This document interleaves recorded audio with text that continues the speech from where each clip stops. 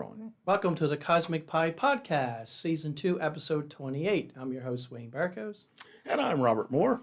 We are broadcasting live from the campus of the University of North Dakota here in Grand Forks, North Dakota. Yeah, North Dakota, where it's finally being North Dakota. It's turning to winter. We haven't had snow yet this fall. Right. Soon. Ask me next week. Ask next week. Get a different answer. Right. Now, we do have a live chat feature that's running, so if you have any questions or comments like you'd like to make throughout the podcast, feel free to use that feature. Mm-hmm. And also, as a disclaimer, anything that Robert and I say are our personal opinions, not necessarily those of the university, Right. nor the country, Nor the state, department. the world, Yeah. God, you name it, anything that you want. It's just us, folks. We're the ones to blame in all of this. All right. So, Robert, today we have a very special guest. You want to Indeed. do the intro? I certainly can. With us today is James Van Orman. He is a professor at Case Western Reserve University in the Department of Earth, Environmental, and Planetary Sciences. And I will add that he was my advisor back when I was a student there. So I think that pretty well covers the basic introduction. You can add if anything you want afterwards. But welcome and glad you could join us today. Thanks, Rob. It's great to be here. Good to see you again. Absolutely. So, anyway, I just drew a blank. Can I start then? Sure, go ahead. So, James, I don't know if you know in depth about this stuff because I don't know your background like Robert does, but we've heard a lot on the news lately, and it's not just myself, but any layperson who kind of keeps a little eye towards the different science features that you would see in the internet or whatever nowadays, is about this whole thing with the Earth's rotation, how it's slowed down, and some people even say it's going in reverse. Okay. Or maybe will be going into reverse. Number one, how do we know that? And number two, what are the implications of such a reversal if it were or has taken place? Okay.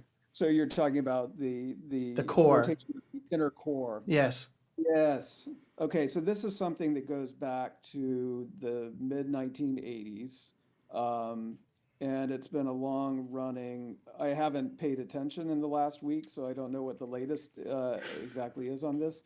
But back in the 1980s, there was an indication from seismological data that the inner core was rotating faster than the Earth. So they termed that super rotation.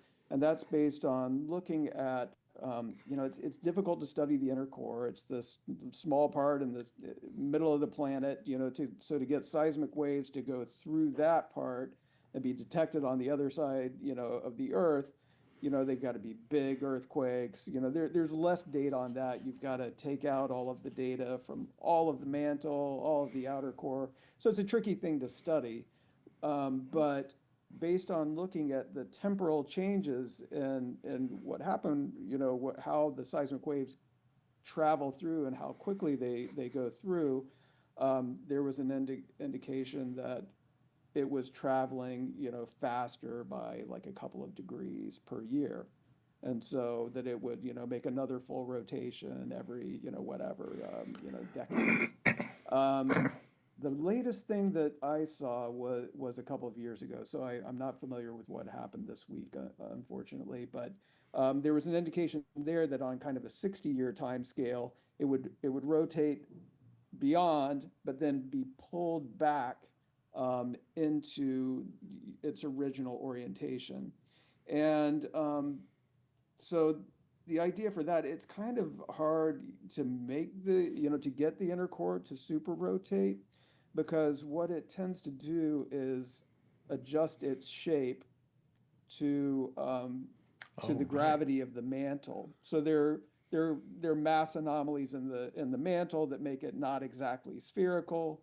The core adapts its shape to that, and then that would tend to lock it into place unless it can deform or something to allow it, not to be pulled back by those torques of the mass anomalies in the mantle into being, rotating it the same way. So that's kind of the idea, I guess, is that, the core could super rotate a little bit, and that would be driven by fluid motions in the outer core that torque it from the magnetic field, but then it would be pulled back into place by the mass anomalies in the mantle. I don't know what the latest thing is, so I Yeah, haven't seen it. this was something that came out like a couple months ago. It was in the Yeah. Okay. news. It's Yeah. basically that the core was slowing and going to stop and then go back the other way. But it makes more sense what you're talking about. It was super rotating and then just going to get Then torqued. coming back, yeah. So that was the latest, and I'm not a seismologist, so I know it's really tricky to study this, and I've just Right. seen it over the decades go back and forth between your super rotation, not Yeah. and all of this. But I I'm think there are better methods now, and they're probably pretty good. and like you mentioned, I mentioned this in a talk I recently gave that there's also the problem that it's kind of a love-hate. You cringe as a seismologist, but you also kind of got to cheer because there's a big earthquake. You hate it for the people that are in the zone, but at the same Right, time, I get to see what's down there. right, yeah, So, this is a real issue. What really gives you data to work with is something that has devastated a region. I guess what I'm thinking about too is there any tie-in with what's going on with the intercore, and then the motion of the magnetic poles on the surface of the Earth. So now it's heading towards Russia. Is my latest understanding of that. But it's almost like a random walk, right? It's not a well predicted type of motion. Is that any way at all related to what's happening deep inside the inner core area? Well, yeah, I'm not an expert on that, and and it sometimes flips its axis. Yeah.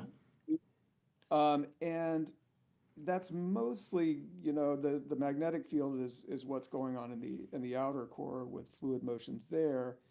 But I guess there are a couple of connections. One is that the inner core helps organize those motions. So having the inner core there um, helps to, kind of keep these, there's a tangent cylinder outside of the inner core where there's, rotation is driving these cylindrical convective motions. So it helps keep things organized like that, which I think helps keep the, magnetic field relatively stable. The other part is that the growth of the inner core is what's thought to provide the energy for actually, driving the part of fluid motions that are critical to making the magnetic field, because rotation itself doesn't do it. It helps to keep it organized, but you need to have convective motions, and growth of the inner core releases heat. And probably the bigger thing is that it excludes lighter elements, things like oxygen, sulfur. We don't really know what they are. We just know that they're there because the outer core is denser than it should be if it's just iron nickel. And we know the inner core has less of those because it's closer to the theoretical density of just iron nickel. So excluding those elements as it grows makes it less dense at the base, and so those then provide buoyancy to drive, the convective motions that keep the magnetic field going. So that's thought to be the driving force. Before the inner core, we think we have a magnetic field going back before the inner core actually formed, and what was driving it then is, A big I, pile I, of babies. I don't really know. Yeah. Right. I could think of like measurements done on the planet Mars, for example, where you're looking at something totally different and trying to understand what's happening there. And of course, we do have seismographs on the surface now, and Got one anyway. there's Mars quakes. Right. And so eventually, by comparing all the different planets in our solar system that we can, I mean, that should help elucidate some of these models that we're using right here on Earth for us. Right. Yeah. Yeah. And I mean, there's data for the moon from the Apollo missions from seismology, but it wasn't until the 1990s, using the same data, that they really nailed that, okay, yes, the moon has a core Yeah. uh, based on that data. So, we have so much data for Earth because it's a much more active planet. There are lots of earthquakes. We have seismometers, everywhere now. Well, not everywhere, but a lot more than any other planet. A lot less than we have in medical, kinds of things where you're doing this. But yeah, I kind of lost my train of thought. Well, it's only going to get better, right? Because that's like I can imagine landing, like if you could build them in the future, seismographs that can withstand the pressure and temperature on Venus, for example, and where those planets have almost identical mass, yet they're different internally. There's no evidence for plate tectonics as far as I know, but there is evidence that volcanism has occurred in the past on Venus. So what's Yeah. the difference, between what the Earth ended up like and compare that to Venus? And Right. it's a Yeah. really good question because, to my knowledge, Venus is still, they haven't detected any kind of residual or other magnetic field there, have they? I don't know about the magnetic field on Okay. Venus, to be honest. Well, we do have a, sorry to interrupt, but we do have a question from Bill and Mizuho Schwalm. What causes charge separation so as to make current flow? So they're looking at the magnetic field. You need charges that are loose charges that are moving, or free charges, I guess would be the better word. So is there any thoughts on what's giving us these free charges that can move? Yeah, so I mean, this is really outside of my area. So, in terms of how the geodynamo started, I think it can be self-sustaining as long as you have a convecting liquid that is conductive, which, it's an iron nickel metal, it's a conductor. And then how it started in the first place, you need something that starts the magnetic field. But then, my understanding is, and again, this is far out of my area of expertise, you can keep it going if you have some nucleation of a magnetic field just with the organized convective fluid motions with that convecting liquid. But We yeah, need somebody else a little more in the realm of magnetohydrodynamics, get probably.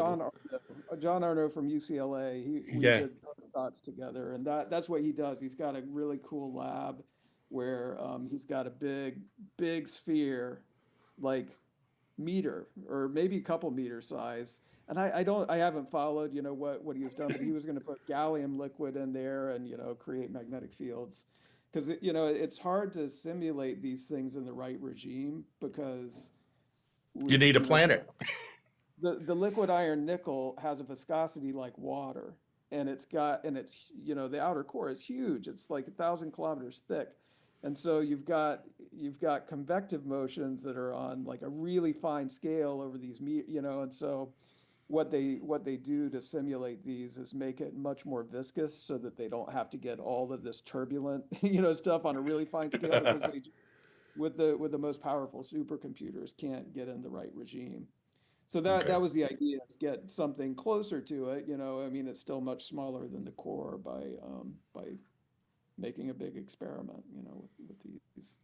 Right. Do they simulate the high pressure too of that environment? No, it's all atmospheric pressure in these.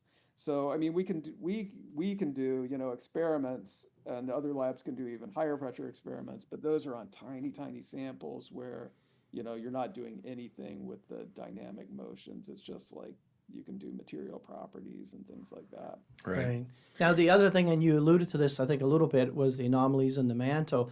We've also heard reports in the last 12 months or so of more evidence for, some kind of high density structure interior to the Earth that, in a dream, and Robert and I talked about this, that we would envision like the leftover nuclei of the body or bodies that ultimately helped form the Earth very early on Yeah. in its history. Yeah. Is there any evidence for that at all? So there are anomalies in the mantle, and what is responsible for them is not clear. So one of these they're ultra low velocity zones is what they're referred to, or ULVZs. And the velocity is the seismic velocity. So this is where the velocities are much slower than they are in other parts of the mantle, and they're small and relatively thin, like 5 to 10 kilometers thick. You don't find them everywhere. So there are a lot of different ideas. So basically, there are two ways that maybe you could explain their seismological properties. One is by having some melt there, which would slow down the velocities a lot. But then it's hard to, figure out how you could keep melt stable there. Usually melt is less dense and can percolate up. And so how would you keep it? These are right on top of the core mantle boundary. But it's possible, they could be compositionally more dense, and, liquids compact more than solid. So under those conditions, possibly you could, but it's hard to see how could you, they're not purely liquid. How do you keep the liquid from draining out and just making a pool of liquid that would then be, very different? So the other way that you can do it is by adding a lot of iron oxide, iron 2 plus. So then and so that matches up pretty well with the seismological properties. So maybe that's the preferred model now. But then how do you get that? How do you Right. get high FeO regions? And part of it, you'd think, oh, well, the core is full of iron. Maybe that would do it. But Mm. probably not. Iron might go the other direction, actually, to equilibrate with the metal. You might actually lose iron out of the mantle. So one idea that is something that we've been working on that another student, you overlapped with her, right, Jamila? Yes, Who she she was. just She was. She was there for like 2 years before I left. So. okay, yeah, yeah, my memory was fuzzy on this. So one of the ideas that there was a paper on this way back in 2005, a Nature paper saying, oh, maybe it's banded iron formations, which are um, unusual sedimentary rocks that aren't produced anymore. There's no modern sedimentary environment that produces these, but they were pretty common 1.8 to 3.5 billion years ago. And these are common iron ores. So Upper Peninsula of Michigan, this place that was, thriving economically in the late 1800s because it was this big steel producer shipping iron ore down. That's all banded iron formations. And so these are deep ocean deposits that formed when Earth had a lot less oxygen in its atmosphere. It had some. It wasn't like early Earth where it had really low oxygen in the atmosphere, but much lower than today, like a percent or something instead of 20. And then it's thought that there were these algal blooms, cyanobacteria and algal blooms that released oxygen. So, okay, so sorry, getting a little off track here, but the idea was then the oxygen was low enough in the atmosphere that you could have a lot of iron 2 plus dissolved into the water.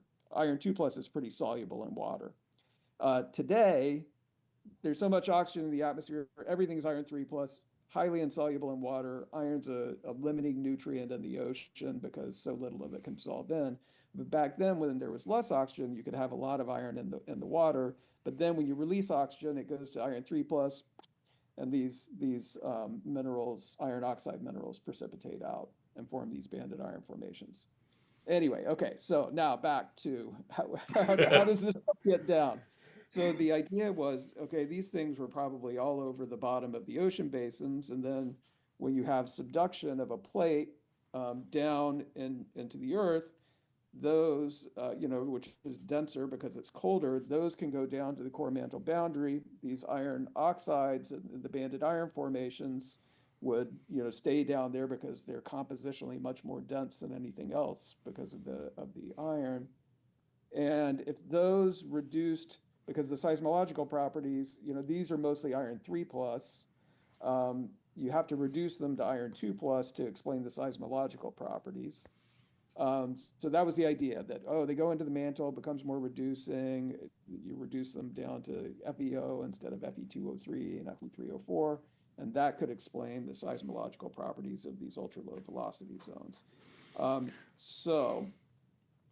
Jamila did experiments to see, okay, how fast do these things actually transform? Could you do this? Could you make, 10-kilometer thick, FeO, by reducing these iron oxides? So she did high pressure experiments to see how fast that happened. And yes, it looks like that's not a problem. They would probably transform to FeO going down and subducting slabs while they're still going down. But certainly over the billions of years that they could have, sat there at the base of the mantle, there'd be plenty of time for them to reduce down to the FeO. That I didn't know, and that's good information.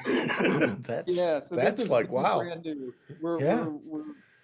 I've got the paper sitting on my desk. It's going out probably tomorrow. Okay, nice. Before you Yeah. get scooped. Yeah. Yeah, I'm scooping our own paper. Yeah. Yeah. But still, I knew she was working with banded iron formations, and I knew it was something to do with the reducing conditions towards the core. Yeah. But I wasn't sure exactly how it was. She was working with the multi-anvil press, though, right? So 20, 25 GPa, gigapascals. Yeah, her highest, well, she did do some higher pressure ones. For this part of the project, what I just described, I think went as high as 15 GPa. Okay. Yeah. So I'm trying to think of the depth range on that. And that's So transition 15 zone. GPA, 15 GPA is about 450 kilometers Okay. depth. So it's So- about 30 kilometers for GPA in the upper Right. part. So there's this area of the mantle for the folks that don't know what we're talking about, called the transition zone, where you have a major shift in the types of minerals that are in the mantle. There's some other things that go on, but that's a whole show. And so this pressure of 15 gigapascals is right above that zone, right above that level. It's right into, The top part of it, upper part is like 400 kilometers. So Yeah. it's kind of right in there. yeah, So there's a comparison with Venus again, because the transport mechanism relies on, plate tectonics essentially. right. If Venus doesn't have plate tectonics, one would not expect to see this type of feature interior to Venus. Right. Right. Yep. And Yeah. So we just got to wait a couple hundred years for us to get some well, seismographs I will on say there. another faculty member at Case Western is actually working on Venus probe materials, or is Ralph still working on that? So not so much. It's still, something that's happening at NASA Glenn. But Jamila, she just graduated. She's now at NASA Johnson Space Center working on weathering of Venus material. So instead of reducing iron oxide, she's oxidizing them on the surface. Cool. I'm glad to know that. Yeah. Because, she was a nice lady and was doing good work. So, yeah. Yeah, NASA Glenn, they have this cool, did you ever go see this, Rob? I did not go see that. Reaction chamber. They built Yeah. this reaction chamber, which Ralph and his students used. They built it, they do a lot of rocket propulsion stuff there, but they wanted to get more into, other aspects of missions. And Venus was a big part of it. So they built this big reaction chamber that they could put a whole rover into to test it under Venus conditions. So right pressure, right temperature, right gas mixture, not just CO2, but all the trace gases they could put in there.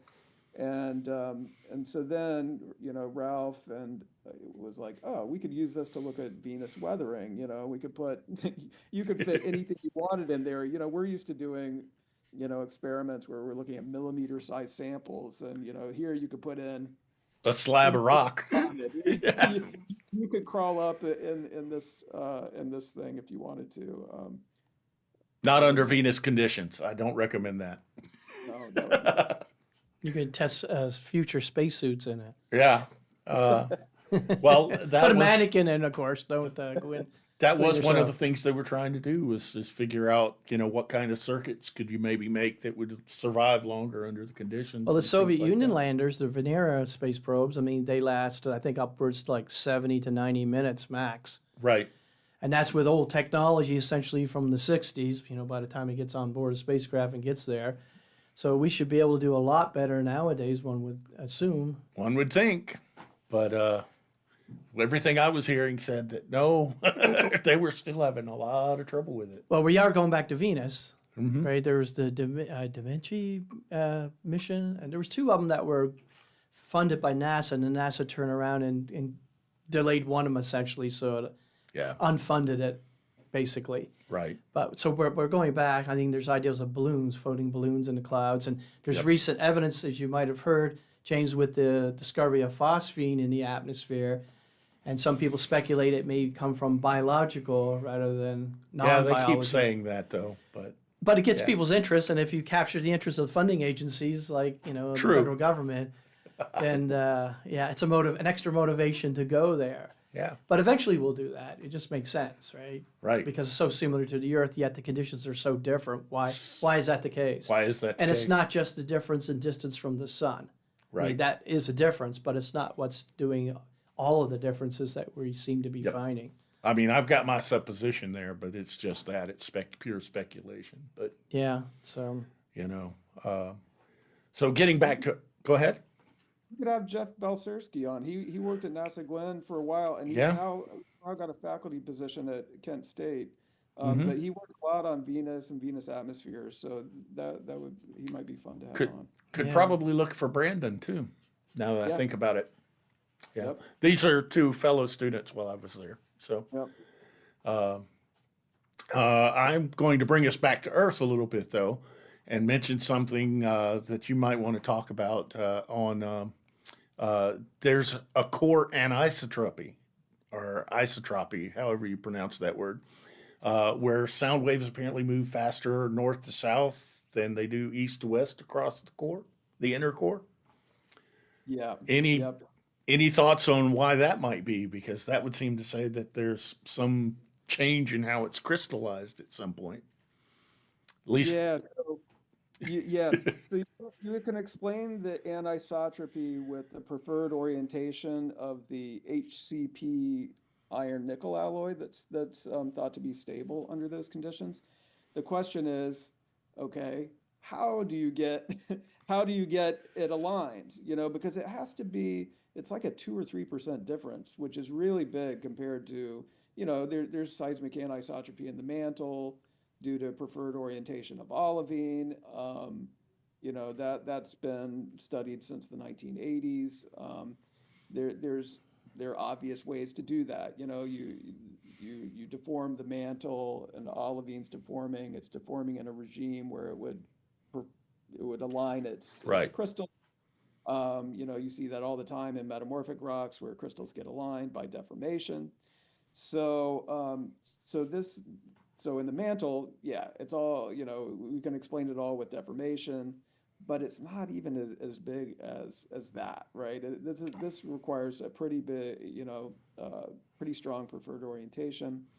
The problem is, okay, to do it by deformation, which is what people immediately kind of think about because we're Right. used to thinking mantle. How do you deform the inner core? It's bathed in liquid metal. There are magnetic forces on it. There probably isn't any convection because it's a really good thermal conductor, and so it'd be really hard to build up the buoyancy you would need to thermally convect it. So maybe you could do it with deformation. It's going to crystallize faster along the equatorial planes because heat gets taken away faster with the rotating motions.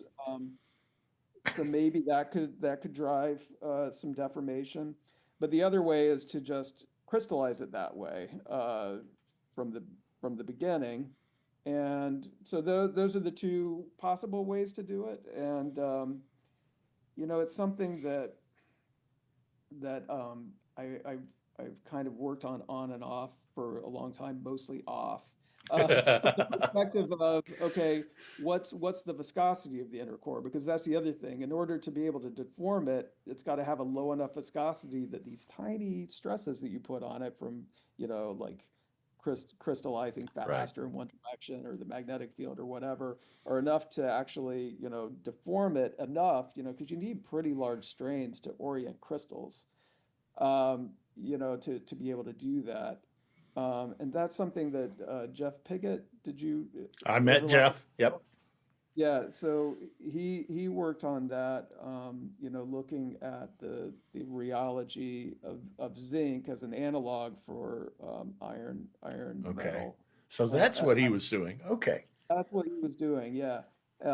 And oof, it's a really hard problem. The viscosity estimates for the inner core range over like 12 orders of magnitude, and Wow. and it's partly, you know, so we think it's a diffusion controlled, mechanism, no matter what it is. Right. And what is the dependence on stress and things like that? Exactly what the mechanism is depends on a lot of other things that are really uncertain. So anyway, Jeff did some really good experiments that I think, uh, you know, kind of got that part of it nailed pretty well. But there are all these other uncertainties that make it, Right. very hard to. And now, unfortunately, he's a administrative position, I understand. He came back to Cleveland after being at Los Alamos and doing a postdoc there, and he's now in charge of the Swagelok Center for Surface Analysis of Materials and Material Yeah. Science. So can you make an argument on timescale that this stuff would have happened very early on, where maybe the material was more easily deformed? So you could think of like angular momentum transport from the inner core, where it's rotating rapidly, in the very early Earth, and then it would crystallize in a certain preferred orientation to give rise for this. I think of it as like polarization effect in some sense, right? Yeah, so you can, there are some experiments from, yeah, decades ago showing that you could crystallize, so without any deformation, just crystallize iron nickel from the beginning in this orientation, in a because you're extracting heat faster in the equatorial direction than you are, in the north-south direction because of Earth's rotation. And so there were some cool experiments where they looked at an analog material. You can't study directly the iron, which is the right phase, because that only becomes, you got to go to really high pressures, to do this. So any kind of, I mean, people can do experiments at those, but not this kind of experiment. Right. Um, I mean, and so, to get that pressure, you're talking diamond anvil experiments, so you're talking micron level sample size, the and you can't the spin smallest it. ones, yeah, you can't do any of that. You've got big temperature gradients, and so you're looking at, micron size spots. So you can't do any of this. But people did these, nice analog experiments and showed, oh yeah, they tend to crystallize if you have a preferred direction of heat transport, which you would in the core. They would align themselves in the right way, that if you just crystallize them that way and then froze it in, didn't have any deformation, that would work. I think, maybe that's the best model that we have. But Yeah. yeah. I just wonder if you could use like detailed simulations nowadays to try to get a better handle on it with, you could put a lot more physics into a computer simulation than you could back in the 70s, for example, that you can extend, if you're doing such microscopic type of experiments under high pressure, that you can extend that to more macroscopic length scales by, simulating it. But I don't know how, trustful that would be. Yeah. I mean, I don't know what that might be a really good approach. I don't think anybody's done it for the crystallization problem, but Jeff and I actually worked with a group in Lille in France who did just that kind of thing with the deformation part. Not with iron in this case. It was looking at, MgO and bridgemanite, looking at the mantle. But yeah, they do these kind of, a combination between like density functional theory for, getting at the properties, but then all the way up to like mesoscale and dislocations moving through to get at the deformation. And yeah, you can do things with that like reproduce experiments, but with experiments, you're really restricted in the kinds of regimes that you can look at. And so I think that kind of approach, is really helpful. I don't know of anybody doing that for the crystallization problem in the core, or even the deformation problem. It's kind of tricky to do with Yeah, iron.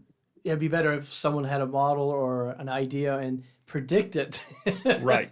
rather than working from the observation going backwards, right? Right. That's the problem. That is a big problem Yeah. with some of this stuff is you've got to work with the observation and then work to, hey, what can produce that? Yeah, if it's totally degenerate, there are multiple Yeah. ways of getting to the observations, and really you don't learn anything Right.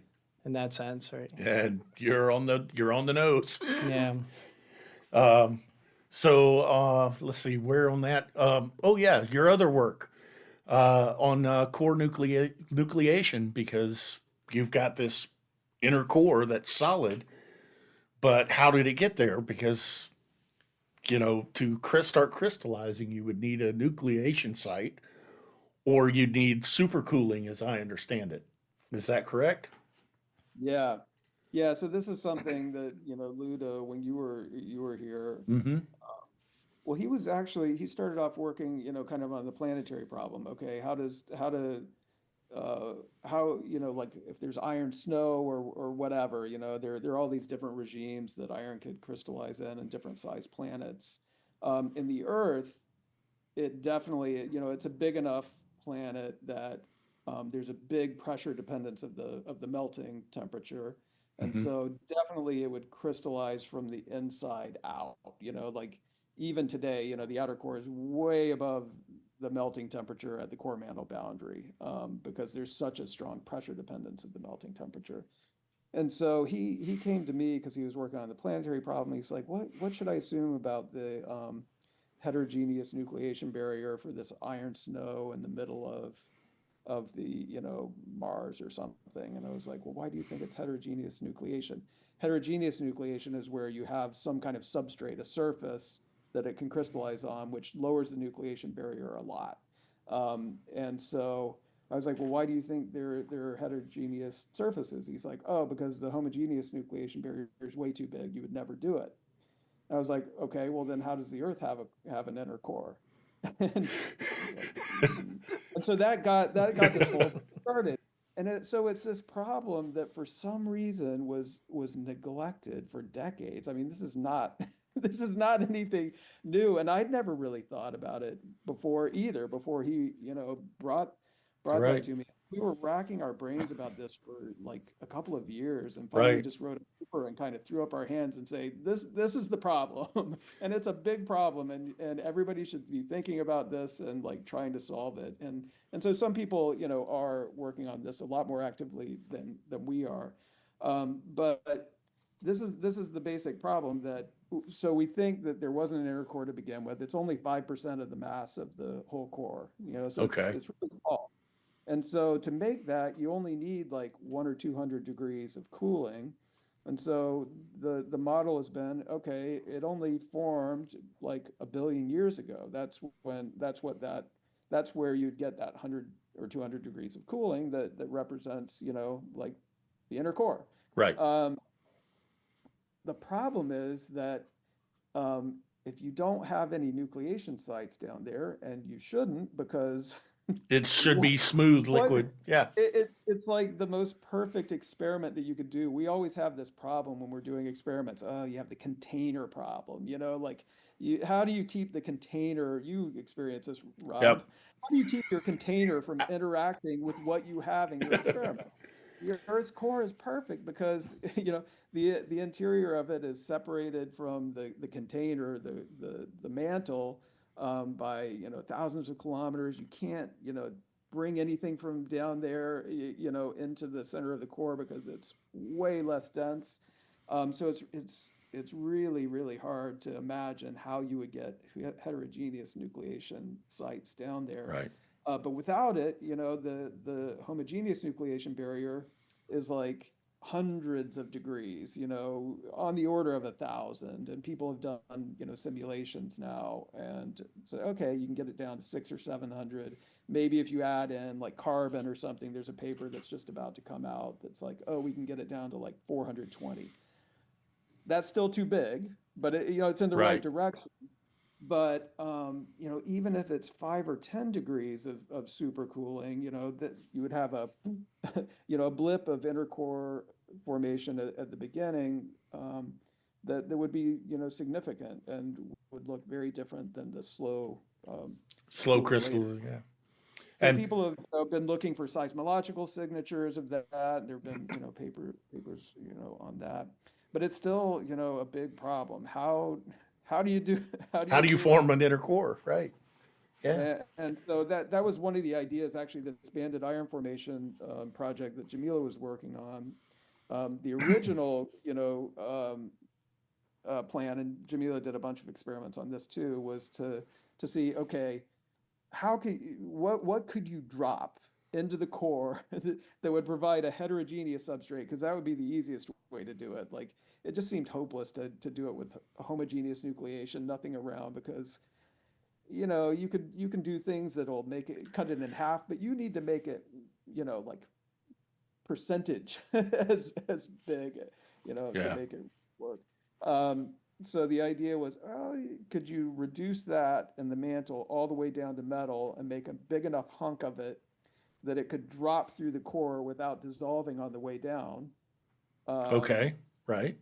And make it to the center so that it could then nucleate after it had cooled down enough to be, below the melting temperature at the center of the core, to then allow it to nucleate. And so Jamila did a bunch of experiments. Those were really, really tricky experiments, kind of hard to interpret. They weren't nice like the Right. the production ones were, but it looks like you could do a significant amount of metal production that Okay. way. But yeah, Yeah. so For to give an example for our general audience, a heterogeneous nucleation site would be like one of those hand warmers where you flex the disc and all of a sudden it transforms. Or am I thinking the wrong way? it probably is. Well, here's one. I actually have a little video that I could show if I could Okay. share screen. Sure. But maybe let's see here. Let me try. Okay, that's working. It's not the one that I wanted to show. Oh, that's not what I wanted to show. Let me. Yeah, Oh, that looks shit. like chondrites. Yeah, this is chondrite. Wrong thing. Let's see here. Oh, how do I get back to? Oh, here we go. Share screen. Stop share. Let Okay. me try that again. And go to. There we go.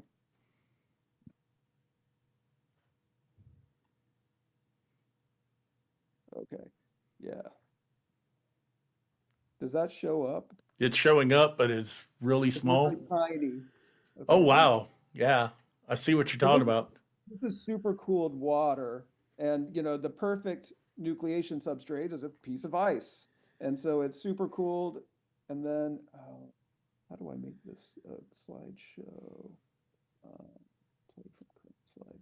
Yeah, so you can see you put an ice cube in, and it just very quickly grows. So it would be happy being liquid water if you don't have a nucleation surface indefinitely. But you put, the perfect nucleation surface is the thing itself that you Right. want to crystallize. So yeah, so you would need for the core something like a metal, iron or something else that would really dramatically lower the nucleation barrier, so that once it was cooled, below the melting temperature, you could then crystallize it. So it's like So phase transition. Phase transitions. Yeah. yep, yep. And so yeah, the problem is that in order to do that without a heterogeneous nucleation substrate, it's just way too big of a barrier. You won't actually get the phase transition to happen. Um, Okay. What would you, I wonder what you would need. I mean, if you can't have stuff precipitate downwards, could you get smaller things that could go there? I'm thinking like subatomic particles that could potentially go all the way down into the core region of the Earth and cause this type of random nucleation thing. I wonder if that would work. we thought about a lot of different things. So one thing that was brought up, oh, what if you had, a little bit of radioactivity, and things like that, like particle detectors. Yeah. But as far as I'm aware, all of those nucleate things that have higher entropy than Okay. like gas bubbles or liquid in a solid. And I haven't found anything that made something lower entropy by something like a high energy thing. Um, I was talking to a physicist here, who works, like on dark matter, Yeah, macroscopic yeah, matter. Like, well, maybe if you could hide some dark matter right in the center, that would actually increase the pressure enough that you could do it. But that's like that seems really untestable. So yeah, but our idea was, okay, you can make some metal in the mantle, and if you make it, big enough, you can then drop it through the core. So maybe these banded iron formations, if you could reduce them to metal, would produce something big enough that you could drop it without dissolving it. Right. But you need something pretty big to keep it from dissolving while it's dropping out of the mantle. Because that's the big part. It could drop through the core pretty fast because it's low viscosity. You wouldn't need something huge, like meter size would be okay. It could drop, on that order, could drop to the center before it's dissolving. Because the outer part is undersaturated in solid iron. It's going to dissolve it on the way down, but it could drop fast enough. The tricky part is, well, you've got to drop it through the really viscous mantle, Right. and so then you need something maybe on the order of, kilometer sized to Right. keep it from dissolving before it just, oozed out of the mantle, and then it could drop fast down to the core. So Right. that was kind of our preferred thing. But This this is where some of the chemistry side of geochemistry comes in, is that things want to equilibrate. They want to balance out. And so Well, I'm just thinking about, what are the correlations with is the kinetic energy of the impactor, the surface area, the area of contact, all of these kind of things would factor in as well, one would assume. yeah. yeah, that was, mentioning the impactor, that was another thing that we thought about is, okay, could you have a late impact that, something that was already differentiated that, put its metal into the mantle that could then, sink as a diapir and make it down. Yeah. So the medium that you would go down through, is that, in terms of filling factor, how much of the space is filled up by material, is it like 100% or is it like fissures or cracks that things could leach down through? How does that work? Yeah, so any kind of, fractures and things like that close up, by the time you get down to the mantle, below a few kilometers, the pressures are so high that everything is, no caves, no fissures, no nothing. Right. Well, I mean, an exception to that is if you made something really big. There was an interesting paper by Dave Stevenson. This is probably early 2000s, where he proposed a mission to the core. You should look up this paper. It's a very short paper. I think I saw the movie. Yeah. Okay, yeah.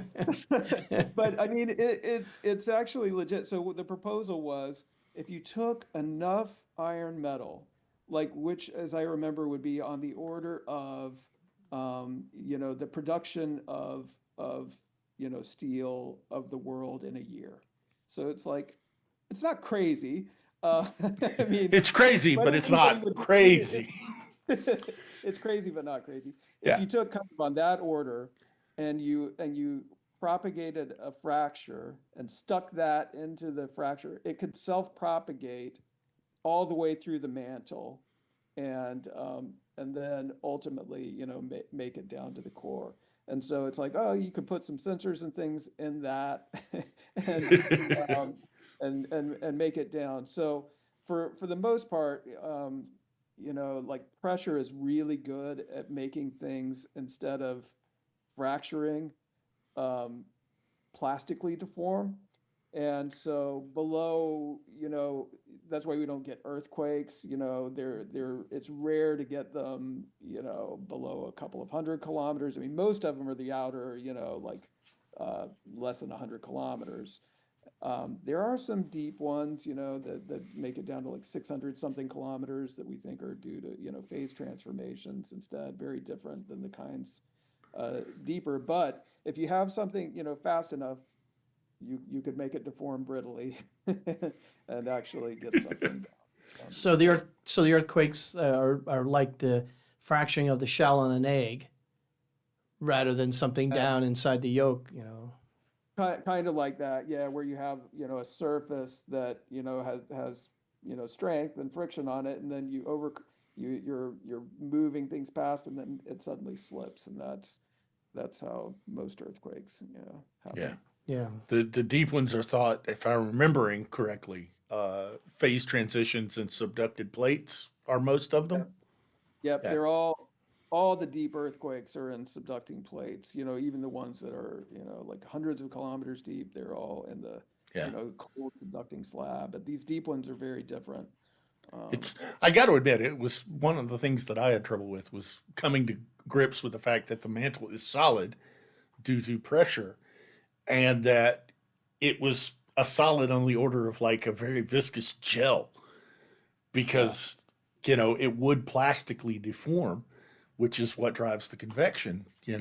But that's a real difficult thing to get your mind wrapped around, because the temperatures are so high. Of course, it's molten, except it's not. It's not.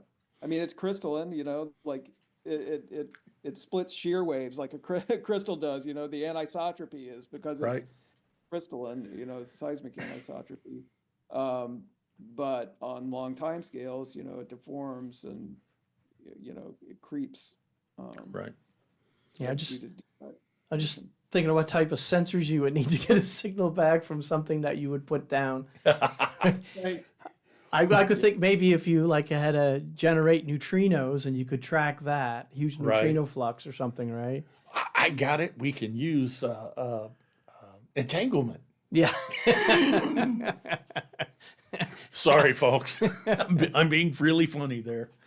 Maybe not to y'all, but Yeah. So Venus and Earth were entangled early on, and then the wave function collapsed, and then now we went their separate ways, right? there you go. Lordy. So, But the use of seismology, I mean, I'm trying to think of another tool that we could use that provide as much information as seismology has over the last several decades. Is there anything out there, or maybe promising to be a good tool in the, as a way of diagnosing what's going on in the interior of the Earth in the future? I mean, seismology is definitely the big one. There are other things. There's the electrical conductivity structure that's used, in other planets to their data from the moon on that, and so that's kind of a new thing going on in our lab. Probably we weren't doing this back when you were No. there. But George Amalele has so he's doing experiments measuring electrical conductivity of materials under high pressures and temperatures, and then comparing. It's not, the data aren't as precise as what we have for seismology, but it's very complementary to that because they respond to different things like temperature or Right. compositional things in a different way than seismology does. well, And things like gravity, measuring gravity, very finely is one. Is another one, but there's nothing quite like seismology for getting the detailed yeah. information that we have. I'll Or t- even Oh, sorry, go ahead. I was just going to throw out something to the two of you. Could neutrinos potentially, you know, they're passing through the Earth in pretty much a constant, steady stream, but there's some being absorbed. So could you put neutrino Well, detectors around the Earth and Well, people have used muons to probe the structure inside the pyramids in Egypt, right? right? By putting probes in under, really, like, I don't know, tens of meters underground. And then the muons, if they run into a solid material, they're going to more apt to interact with the atoms in that material. And then when you have like voids or chambers inside the pyramids, the muons can pass through relatively unscathed. Right. And so you can use that to deduce internal structure. You could do that with neutrinos, but you'd have to have a huge influx because they interact so weakly. Right. Right, that essentially all of them would go right through the Earth without even touching anything. And that's why I was. But they throwing touch it out things there, because we know they exist, so they obviously interacted with our detectors, right? Right. And people typically, I think the first time neutrinos were detected, it was from detectors outside of nuclear power plants. Mm-hmm. And because of the large influx, right? The luminosity, or as you would say, was high. Was really high at that point. So maybe something like that. It could. I mean, I throw it out there, but Yeah. it'll take a lot more work than what we can do currently. So There was this is probably about 15 years ago. There was a proposal, and I don't think it ever really got funded. It was pretty expensive, but to look at neutrinos from uranium thorium decay, to more precisely measure what is the uranium thorium concentration of the mantle, which is pretty important. I mean, we have pretty good like geochemical constraints on it, but actually being able to measure it in the interior of the Earth would be really important, because that's where all the heat comes from. Right. Is from uranium, thorium, potassium. Yep. Well, that's where the dark matter, right? We don't know what, assuming the dark matter is some type of subatomic particle, which we don't know at this point. Right. Then it has to have a mass, because we see its influence indirectly via gravity. So if it has mass, we might be able to use that as a probe in the distant future. Who knows? Who knows? We'd need to find it first. Yeah, it depends on their characteristics, on the properties, to see if they're useful or not for this type of, structure, looking at the interior of things like the Earth, for example. So, okay, Robert, is there anything else that you would like to? I think that's covered what I knew to ask. So I guess we're running out of time. yeah, we're running out a little bit out of time. You so, have to run, unfortunately. unfortunately. Otherwise, we could drag it out a little longer. Yeah, we could talk a lot longer. So, anyways, thank you very much for being on our podcast, James. We really appreciate it. Yep. Thanks. It was a lot of fun. And for those of you who are interested in science, whether it's geophysics or physics or astronomy or you name it, and biology, chemistry, or those who are not even interested in science, Humanities and social you want to sciences. just get a higher education, one of the places you can go, of course, is the University of North Dakota. We have courses available both online and on campus. Mm-hmm. So hopefully something will work in your situation. Right. And our next podcast is a week from today, November the 26th. We always leave you with a quote, Okay. or at least an excerpt of something. So I tried to find something. I am not a geophysicist. I don't even play one on TV. I tried to find something that would be fitting here. You guys will know who this person is. I never knew this person until I did a little search for a quote related to this. So I'm probably going to butcher the name. So it's actually an excerpt from a paper that was published back in 1936. Okay. It's a French publication. I'll say the English. The publication of the Bureau of the Central Seismology International. It's related to a earthquake that happened in New Zealand in 1929. I think, James, you know what I'm getting at. I'm pretty sure I do. Okay. Yeah. The author, and here's where I'm going to butcher her name, is Inga Lehmann. Oh, I think that's as well as I could do it. Okay. And it was the first really publication, scientific publication, that hinted at that there was an inner core to the Earth. Okay.